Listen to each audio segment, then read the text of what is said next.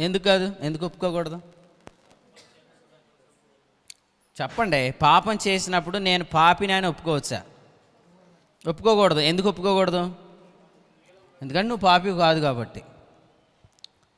ఉత్తరవాది ఎవరు?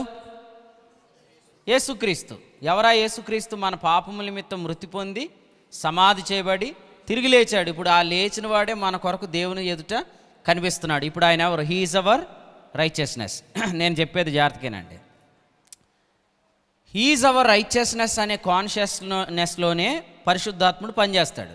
పరిశుద్ధాత్ముడు పనిచేసినప్పుడు చేసిన తప్పును తప్పు అని ఒప్పుకోమా? అంటే ఇప్పుడు యేసుప్రభువుని నమ్ముకుంటున్నామండి, పాపం చేసిన దేవుని ఎదుట ఎవరు అంటే దాని అర్థం ఏంటి? పాపం చేసింది పాపం కాదనా?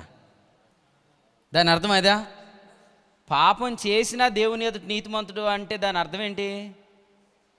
నువ్వు చేసింది పాపం కాదనా? అది కాదు, చేసింది తప్పే అనేదే వస్తుంది అక్కడ. ఎందుకంటే చేసింది తప్పే అని ఒప్పింపజేసేది ఎవరు? పరిశుద్ధాత్ముడు. అసలు పరిశుద్ధాత్ముడు నడిపింపుకు మూలమేంటి? నీతి అను మైమరువు. నేను నీతిమంతుడిని దేవుని ఎదుట అనేది. ఆ నీతిమంతుడిని ఆ దేవుని ఎదుట అనే మనస్సాక్షికి మూలమేంటి? నిజంగా మన కొరకు దేవుని ఎదుట క్రీస్తు నీతిగా కనిపిస్తున్నాడు కాబట్టి.